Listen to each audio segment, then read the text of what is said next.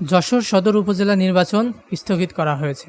যশোরের অতিরিক্ত জেলা নির্বাচন কর্মকর্তা আব্দুল রশিদ এ তথ্য নিশ্চিত করে জানান, 23 মে দুপুরে নির্বাচন কমিশনের উপসচিব মোহাম্মদ আতিয়ার রহমানের স্বাক্ষরিত একটি নোটিশে এ তথ্য জানানো হয়।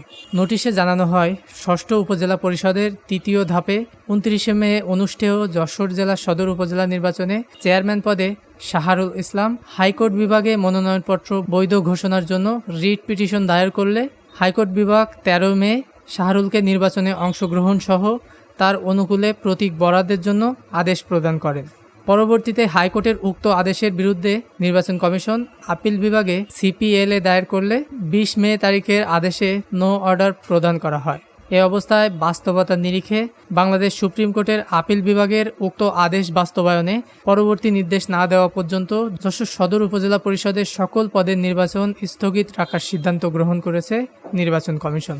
অতিরিক্ত জেলা নির্বাচন কর্মকর্তা আব্দুল রশিদ আরও জানান, নির্বাচন কমিশন থেকে পরবর্তী নির্দেশনা না আসা পর্যন্ত এর সিদ্ধান্ত বহাল থাকবে। এই নিয়ে 23 মে সন্ধ্যায় একটি গণবিজ্ঞপ্তি জারি করা হয়েছে।